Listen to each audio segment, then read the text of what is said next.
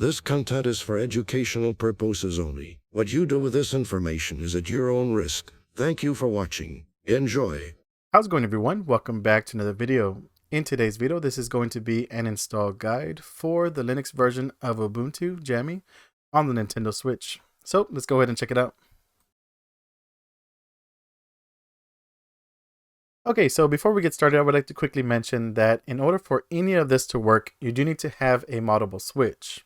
Now, that could be either the unpatched versions or any of the modded chipped versions, V1s, V2s, the Lite, or OLED. In this video, I'm going to be using a modded chipped version of an OLED. And on top of a modded switch, you also need a pretty decent SD card, micro SD card.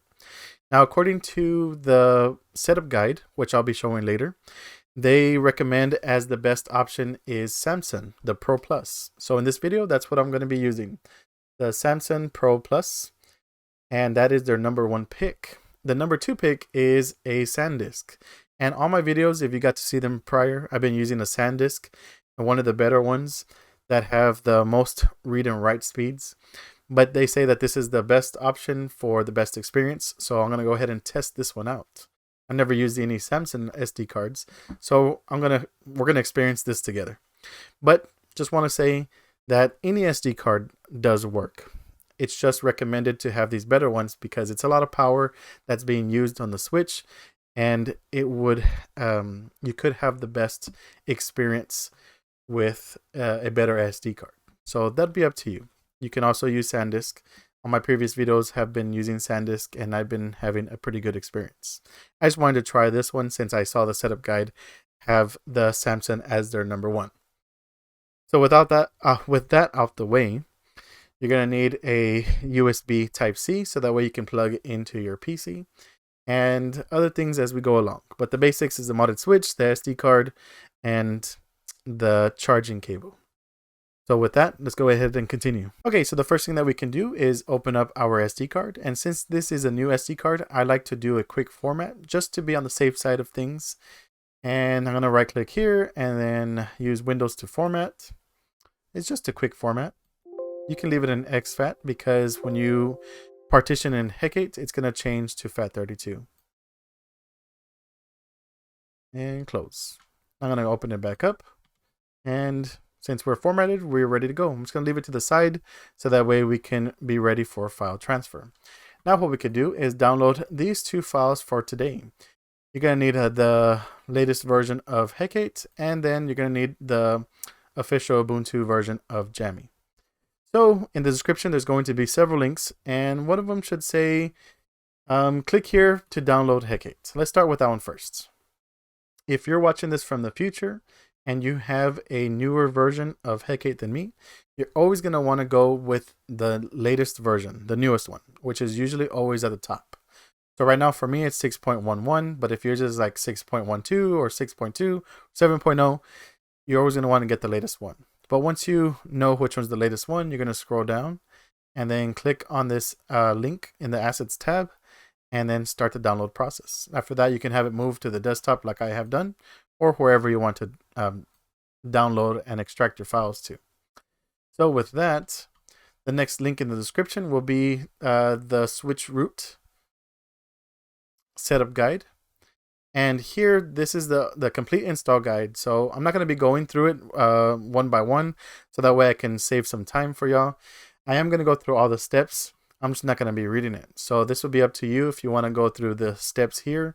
If you get confused, you can scroll through this page. You can leave a comment down below, and I'll try and help you out as best as I can.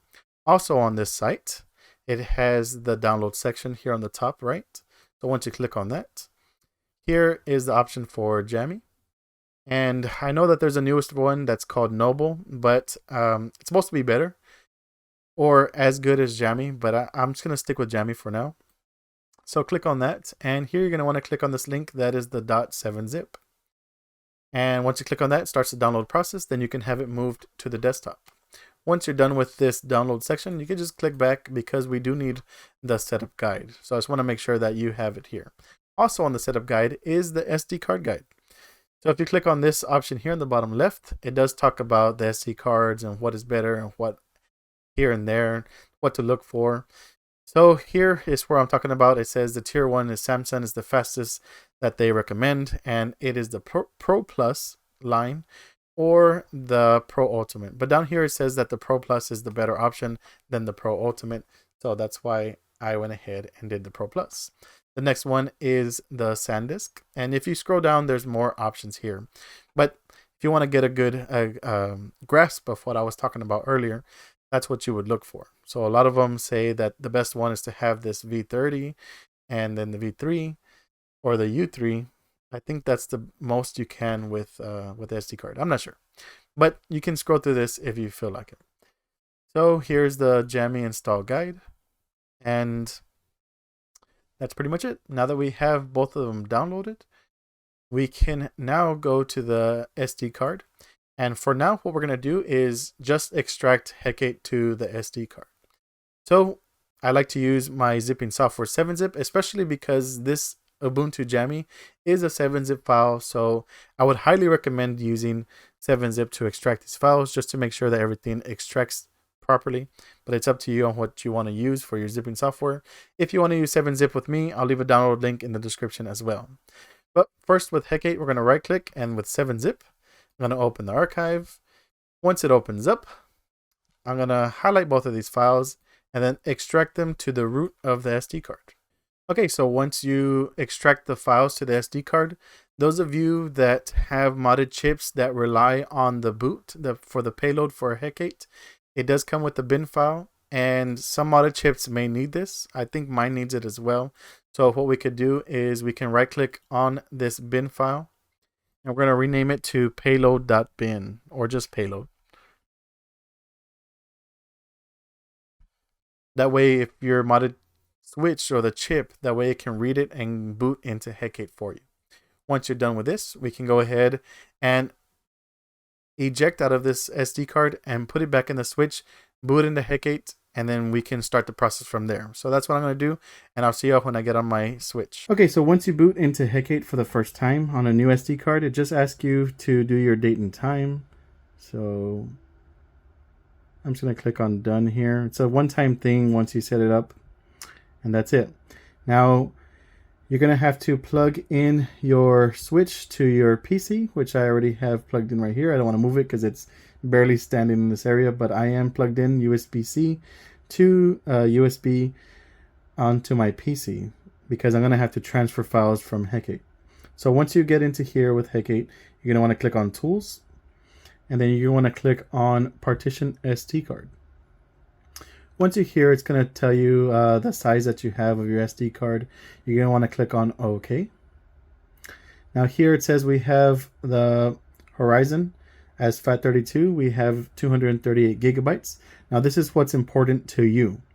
For me, this SD card is going to be only for Linux. So I'm going to give all the way up to as much as I can and leave only 6 gigabytes because that's the minimal that I can do for the file size of Ubuntu Jammy. So for you, if you want to have half of the SD card, half being for Linux, half being for Android, you're going to want to be for half and then create your Android.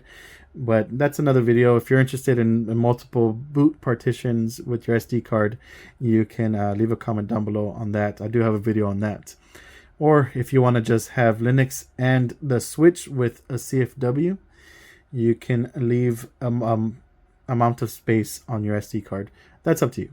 For me, I want this SD card to be as much as I can, so I'm going to leave 6 gigabytes here, and the rest is 232 gigabytes. Once you pick the size that you want of storage, go ahead and click on Next Step, and it's going to say this is going to partition. Everything is going to be wiped and backed up files. So keep in mind that this only backs up to 1 gigabyte, as it says down here.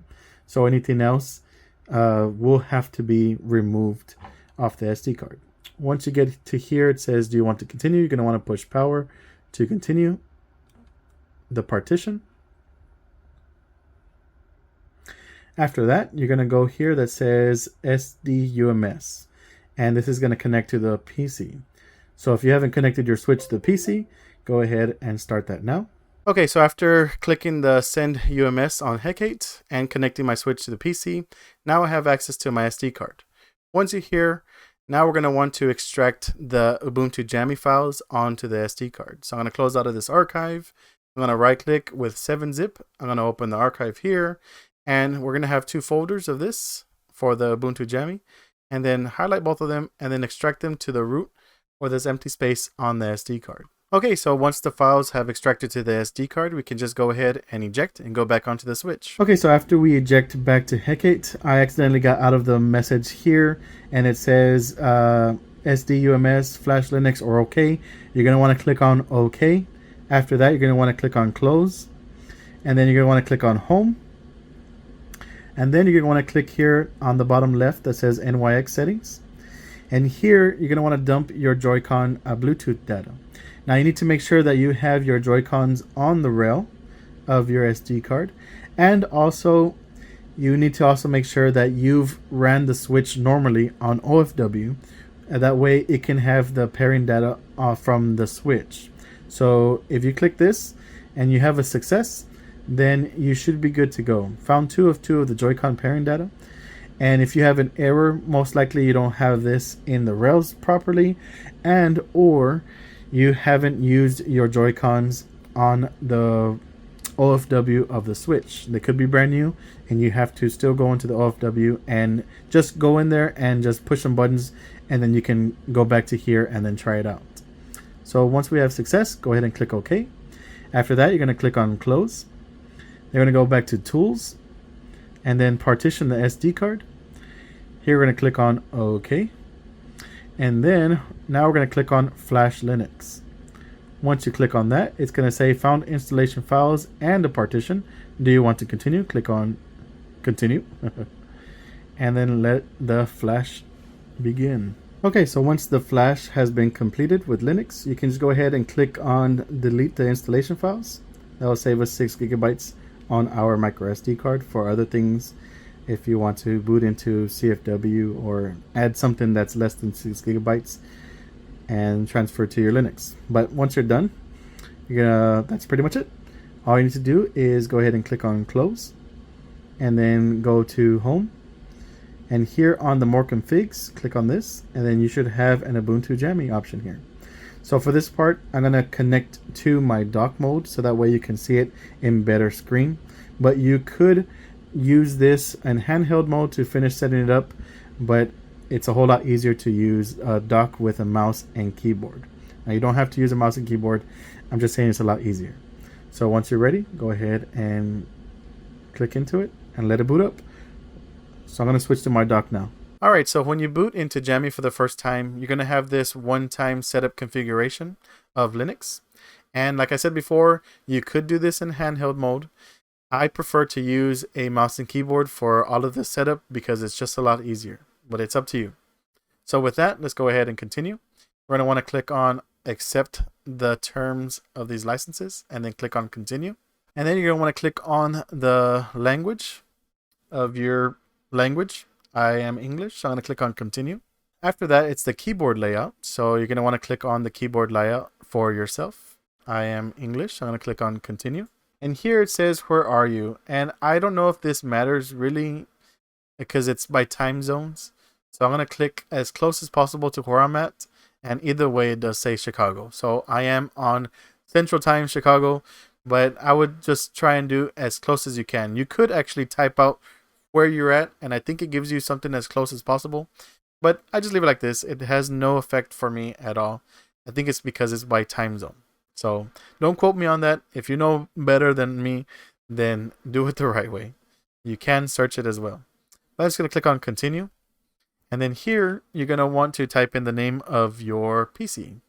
So I'm just going to have it as the other side. And then you're going to want to create a password. Now this is important because everything that you do on Ubuntu requires a terminal, and you're going to have to be typing your password a lot. So I recommend doing an easy password, but it's up to you. You can do a complicated one. I don't know what you're going to do with Linux. If you have sensitive stuff, then maybe doing a complicated one would be your thing. Me, it's just for gaming, so I'm going to do an easy password.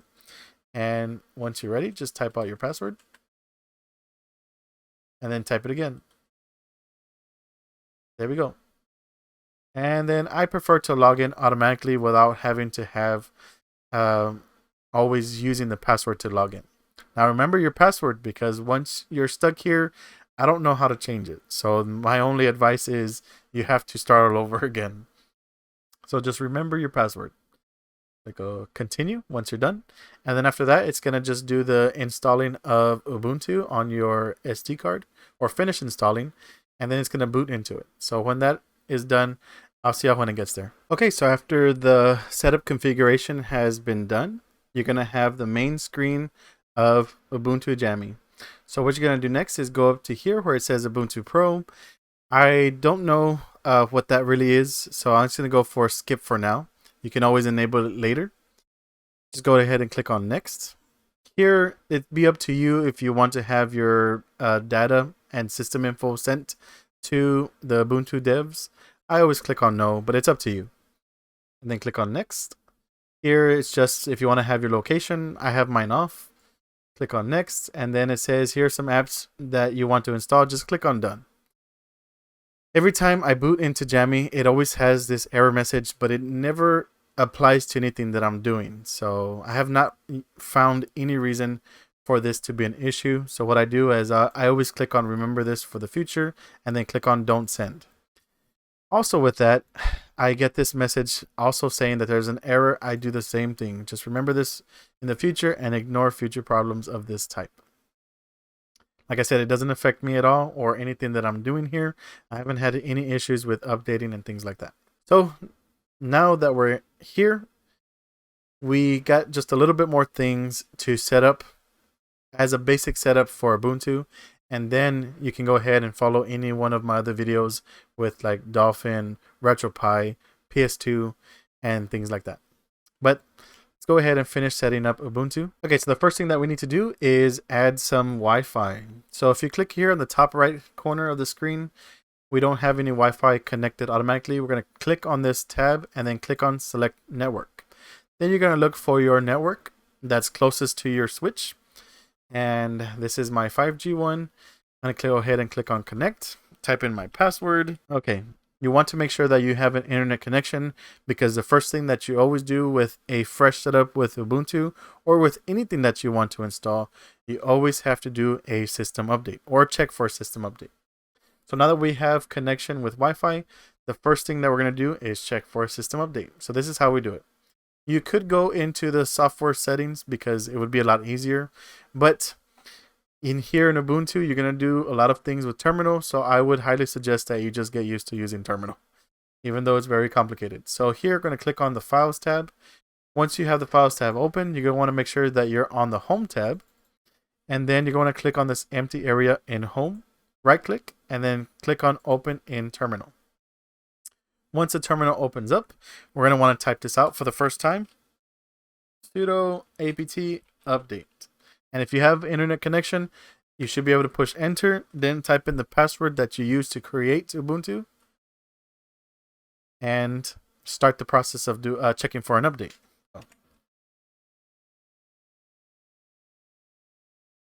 So I'll let it do its thing. And it says here that we have 54 packages that need to be upgraded. So what we need to do next is type in sudo apt upgrade and then push enter, and then let it do its upgrade. Okay, once it asks you if you want to continue, it's going to install the upgrades. Just type in Y and then press enter. Okay, so once the upgrade has completed, we can go ahead and exit out of this terminal, and as well as the files, the Home tab. And that would be a complete setup of the upgrade with Ubuntu. But I like to do a little bit extra and use the Megascript. So this is what I'm talking about. If you navigate to the bottom left of the screen and click on it, here you should see the L4T Megascript. And if you don't see it, you can just type it in here in the search bar and type in L4T, and you should be able to see it. It comes standard now with Jammy, so you should have it. But once you do, just go ahead and click on it. And since it's the first time, it's going to have to install But let's start with the password that you use to create Ubuntu. And then now it has to install the Megascript or do its first initial boot. Okay, so once it's done doing its initial boot process, you're going to have this welcome message here. Just click on OK. The next message tells you how much space you have left and what type of switch you're using. Click OK. And then after that, you're going to have this message here for the scripts. You're going to want to always click on all categories, and make sure nothing else is checked. Just click on that and then go to selection, click on that. Here is where it has all the pre-scripts for you to have everything as easy as possible for you. So let's say you want Dolphin, you want the 3D simulator. It wasn't on here before, but now it is again. If you want MelinDS, RetroPie, for now you can look at that if you like. But the first thing I like to do when I'm using a fresh install of Ubuntu is just install the auto updater. This always updates, fixes packages that when you try to install something and something breaks, then you would use this in order to try and fix it as best as it can. So with that, you can leave everything unchecked first, and after you do this auto updater, then you can come back in here and click on the script that you want to use to install something. But with that one thing checked, just go ahead and click on install items. Type in the password that you use to create your Ubuntu and let the update start. Now you're going to be asked some questions as this goes along. So you're going to either type in Y or you're going to type in N, depending on what you feel like. So the questions, usually when this is being used, if you want to delete some packages that are not being used or some bloatware, if you feel like it, it would be up to you if you want to get rid of it. Okay, so we're met with the first question here. It says, do you want to remove any unused programs if there's any and attempt to fix broken ones? You need to have a keyboard and mouse in order for you to use this function, and that would be up to you if you want to do that. Especially if you have any errors and nothing is working anymore, then you would want to use this option. For now, I don't have any errors. I'm just going to click on no. Especially if you're using handheld, you're going to want to have to click on no. I think you could use the touch screen to activate the keyboard, which is right here, and then type in no like that. Okay, so once the auto updater has completed the install, you're going to have this message of the end credits of the Megascript, and you're going to click on exit the L4T Megascript. Now I did see that there was some errors of anything that was upgraded, so I'm going to check that out real quick before we continue, just to make sure that you have a complete setup guide. So here I'm going to open up a terminal on home like I did in the beginning, and I'm going to type in sudo apt update again. So it doesn't hurt anything to use this a lot. It's actually good to check for any type of updates, because some things won't run, some things will fail if they're not updated. So it says here that I have 6 packages that need to be upgraded. Now I'm going to type in sudo apt upgrade, and it's going to fail here, but I just want to see what it is. So it says the following packages have been kept back. These are the ones that didn't install properly. Here we have packages that don't need to be in there. That's what the Megascript was saying, that it would get rid of these packages for you. Now for here, if you want to upgrade something, it's usually because it tried to do all these at once and it failed. So the only way I have to fix this issue is to install the first one that it has, and it should install the rest. So this is how I do this. I'm going to type in sudo apt-get install, and then I'm going to type in --only -upgrade, and then space, and then I'm going to type out that first one on the list, which is python 3 -update -manager. And if you type it like this, it should just start the process of installing. There you go. So now it's going to install. Now it's asking me if I do want to install all those things. And I'm going to push in Y. So now it should install the manager, like I saw. There you go. The manager, the update manager, and the other ones that was saying that was that was failing. So now that we have this here, I'm gonna type in sudo apt update again, and I should have no pending packages. So this is always good to do this and have that mindset of fixing these packages. Now this one says that there's 3 packages left, and those are the packages that are no longer needed and I don't need to use them. So we can just disregard that. We can use the L4T Megascript to get rid of those packages. You can use that option to fix or get rid of any unused packages. But that's pretty much it. Now we have a fully upgraded Ubuntu, basic, fully upgraded, and you should be able to use it with however you want to use it with. So after any type of updates, I always like to do a restart. So that's what I'm going to do now. I'm going to click on the top right, go down to restart, and then just restart it. So I'll get back to you when this restarts. Okay, so after coming back from a fresh restart, we are done with the setup of Ubuntu. The last thing that I want to talk to you about is pretty much the options that you have up here. First, we have this option. This is where you adjust brightness. You have your Wi-Fi signal. You have Bluetooth, which is always on. If you take off your Joy-Cons, they should automatically pair.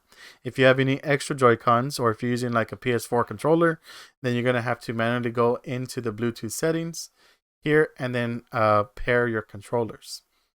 Here's a balanced power option that we have. Settings, if you want to change anything in the settings. And then if you want to lock it, that's up to you. Here we have the option to have the charging limit. We can always have it at 60%. I guess that's good. Instead of always having it charged, messes up the battery in those senses. That'd be up to you. That's just what it is. Here you have a color mode that you can change. This also has apps that have a Tegra stats. Or we have a reboot to config. So if you want to go back into Hecate from here, instead of powering off and going back on, you can just go and click on this. And then you can click on reboot to config. So the last thing is a Joy-Con mapping, which is going to be really important. But let me go on with the next thing. I don't know if you saw the message here that there was an update, which says software updates ready to install. And you always want to use a terminal, or you can go ahead and click on the software updates and do a restart and update. So let's go ahead and do a restart and install. Okay, so we're back after doing a fresh restart and installing any type of updates. That's going to be a main thing that happens on Linux, so just be aware of that.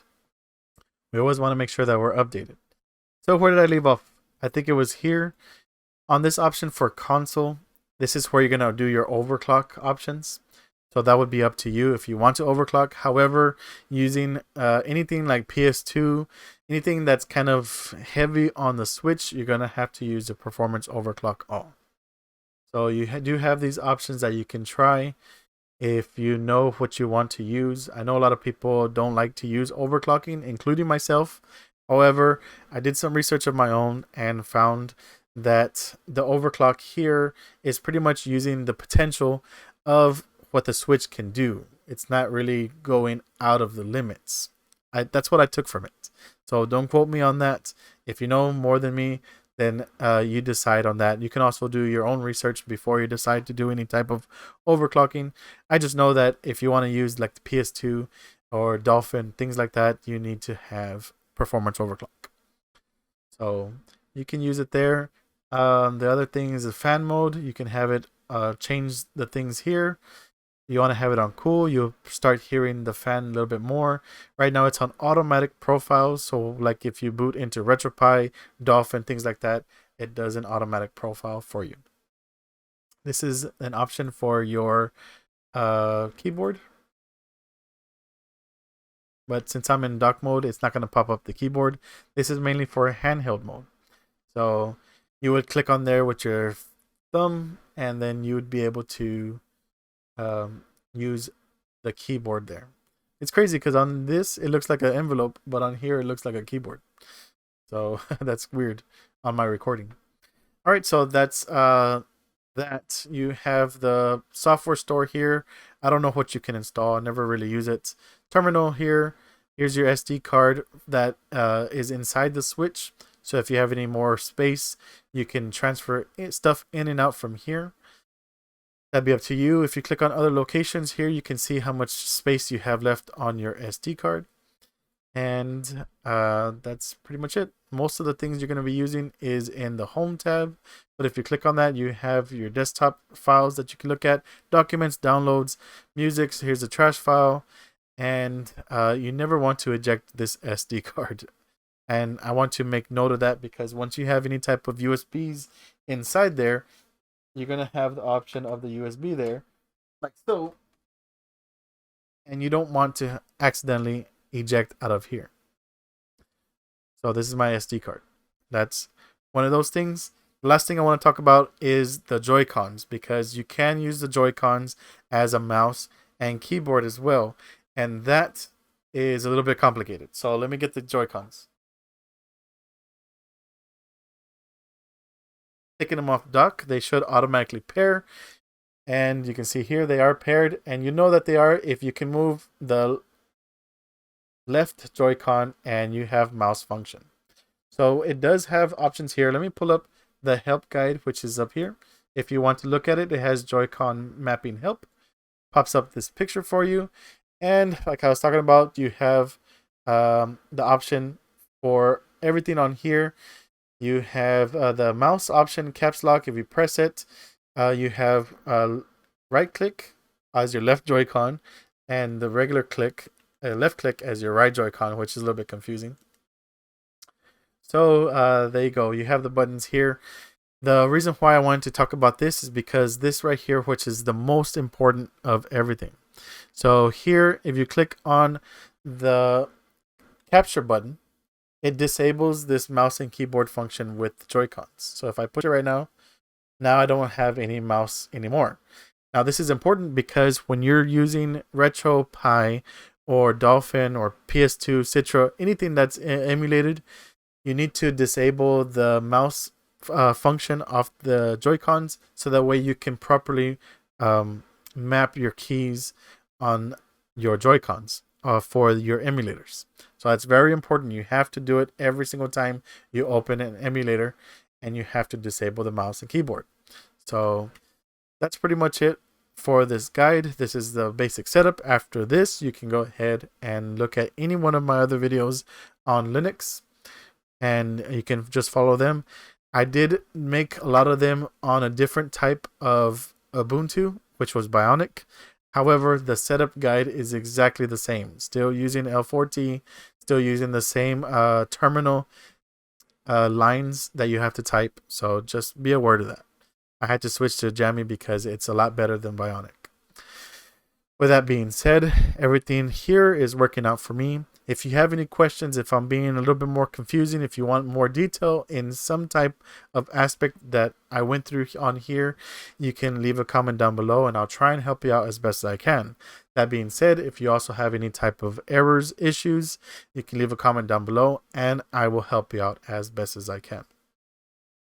Another thing is if you're used to like Bionic, you would push plus to bring up the keyboard and mouse, which it doesn't work on here, and that you would need to change in settings. So if you're interested in that, you can leave a comment down below, because this Jammy is, I think, more meant to be in handheld mode.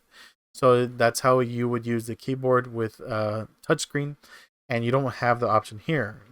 From what I take from it, it's with the software that comes with it that's called Genome, and you can disable that in the settings.